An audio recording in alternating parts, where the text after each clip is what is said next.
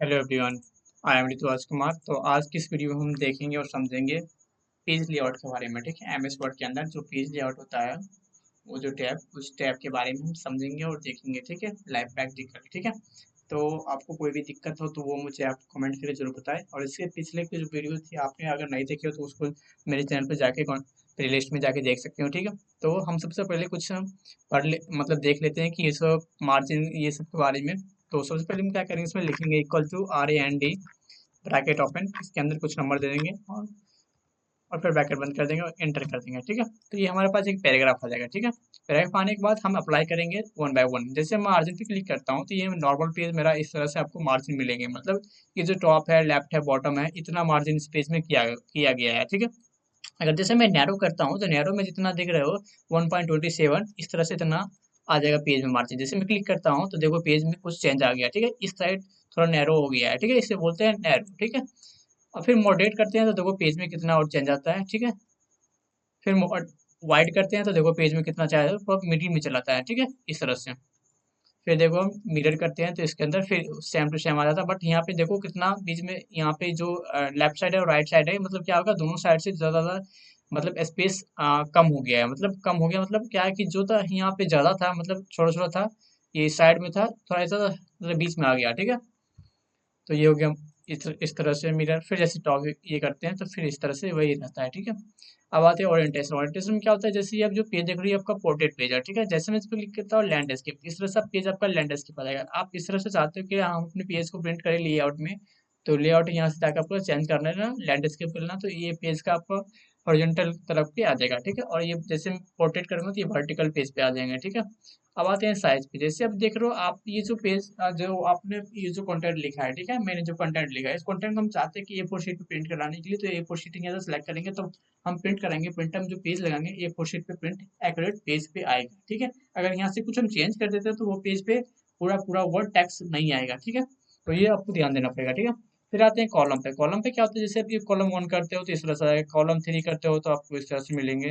मतलब ये जो वर्ड लिखा हुआ है इसको कॉलम में डिवाइड कर दिया है, एक कॉलम, दो कॉलम, तीन कॉलम, इस तरह से। ठीक है, आप करते हैं ब्रेक। ब्रेक का क्या काम होता है, जैसे पेज ब्रेक हो जाता है, बीच से टूट जाता है। ठीक है, फिर कॉलम ब्रेक करते हैं, तीसरे कॉलम ब्रेक हो जाता है। ठीक है, यहाँ से टेक्स्ट वॉर्पिंग कर सकते हैं। अब आते हैं लाइन हाइपरनेशन कंटिन्यूअस, इस तरह से कर सकते हैं। इसमें क्या होगा कि जो मैंने पैराग्राफ लाया था इसमें सब एक नंबर आ जाएगा। ठीक है, अब आते हैं हाइपरनेशन। हाइपरनेशन क्या होता है कि जैसे मैं ऑटोमेटिक करूंगा, ये जो लिखा हुआ है, जैसे डॉक्यूमेंट लिखा हुआ है, इसको बीच में एक माइनस का सिंबल आ रहा है, उसे बोलते हैं हाइपरनेशन। ठीक है, वर्ड को बीच में तोड़ देगा और उसे बोलते हैं हाइपरनेशन। ठीक है, जैसे यहाँ पे लिखा हुआ है डॉक्यूमेंट, तो DOC यहाँ पे माइनस का सिंबल है और UMN डॉक्यूमेंट, इस तरह से आ जाएंगे। ठीक है, तो ये होते हैं हाइपरनेशन।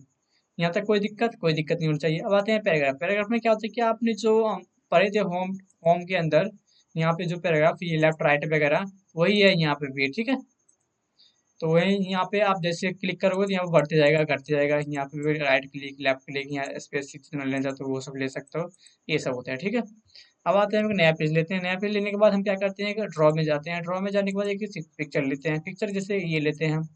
ठीक है, पिक्चर लेने के बाद हम जाते हैं लेआउट में। लेआउट में जाने के बाद हम जैसे देख सकते हैं पोजीशन का ऑप्शन ओपन हो गया। जैसे हम क्लिक करते हैं तो यहाँ पे जिस तरह से हम क्लिक करेंगे माउस को, तो ये पोजीशन रोटेट होगा, मतलब इस तरह से इधर उधर जाएगा, आगे पीछे होगा। ठीक है, ये पोजीशन अप एंड डाउन हो रहा है। ठीक है, ये होते हैं पोजीशन का। वार्पिंग क्या होता है कि जैसे आप इस चीज को टेक्स्ट को वार्प करना चाहते हो तो वार्प कर सकते हो। जैसे मैं यहाँ पे क्लिक करता हूँ ये पिछले वाले पेज पे, तो मैं यहाँ पे फिर से एक और वो ले लेता हूँ, सेव ले लेता हूँ इसी पेज पे। जैसे मैं यहाँ पे लेता हूँ सेव।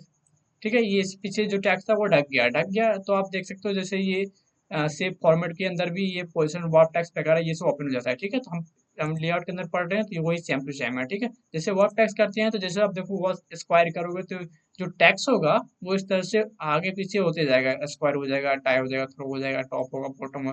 जैसे मैं टॉप बॉटम पर देखो यहाँ ऊपर में जितना था वो सब हट गया। ठीक है, टैक्स, तो इसे बोलते हैं वार्प करना टैक्स को। ठीक है, अब आगे बढ़ते हैं। जैसे ये देख लो ब्रिंग फॉरवर्ड क्या होता है कि आपका वर्ड के पीछे अगर कुछ छुप गया है, कुछ दिख नहीं रहा है, आपने जो पिक्चर लगाया है उस मतलब आपने जो शेप लगाया है वो शेप पीछे कुछ ढक गया है, तो इसकी मदद से आप उसको आगे कर सकते हो। ठीक है, जैसे मैं यहाँ पे ये जो लिखा हुआ है इसके पीछे वर्ड है, वर्ड ढक चुका है, तो हम इसको लाना चाहते हैं तो हम क्या करेंगे, ब्रिंग बैकवर्ड जाएंगे और बेहन टेक्स्ट कर देंगे, तो ये जो पीछे का वर्ड है वो मुझे दिखने लगेगा। ठीक है, फिर इसके बाद सिलेक्शन पैन आता है। यहाँ से सिलेक्शन पैन में आप यहाँ से सारे को देख सकते हो, यहाँ से हटा भी सकते हो। अब मैंने जो लिया था रेक्टेंगल लिया था, रेक्टेंगल है, इस तरह से आपको शो करेंगे, ठीक है। जैसे मैं हाइड करूंगा तो यहाँ से सारे हट जाएंगे, ठीक है। अब आगे बढ़ते हैं। फिर आता है अलाइनमेंट। अलाइनमेंट में क्या होता है कि जैसे आपने जो शेप लिया था, मैं वो शेप को फिर से लाता हूँ, और जैसे यहाँ से मैं ओपन करता हूँ तो यहाँ पर देखो कोई सारा ऑप्शन, बहुत सारा ऑप्शन बंद है, ठीक है। तो हम क्या करेंगे, इसको सिलेक्ट करते हैं।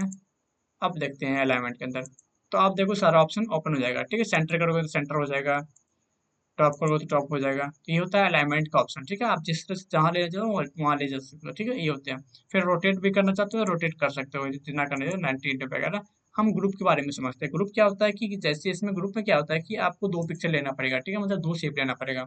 मैंने एक शेप ले लिया है, मैं एक और शेप लेता हूँ, इंसर्ट में जाता हूँ, शेप में जाता हूँ, एक और शेप लेता हूँ ये, और ये मैं इस तरह से कर देता हूँ, ठीक है।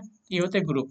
अब ग्रुप हो गए तो अब मैं इसको माउस की मदद से मैं इसको इधर ले सकता हूँ, इधर ले सकता हूँ, ये इधर उधर जा रहा है, ये भी जा रहा है इधर उधर, ठीक है। हम क्या करेंगे, हम ग्रुप कर लेंगे कि ग्रुप करने से क्या होगा कि इसको हम कहीं भी उठा के ले जाएंगे तो दोनों साथ ही जाएंगे, ठीक है। कैसे जाएगा, हम क्या करेंगे, हम जाएंगे प्रिंट लेआउट में, पेज लेआउट में, और यहाँ से हम क्या करेंगे, कंट्रोल प्रेस करेंगे, और ये सिलेक्टेड ऑलरेडी है, मैं फिर से कंट्रोल प्रेस करूँगा और फिर इसको सिलेक्ट करूंगा। अब दोनों सिलेक्ट करने होने के बाद आपका जो ग्रुप का ओपन है वो ओपन हो जाएगा, ठीक है, जो हाइड था।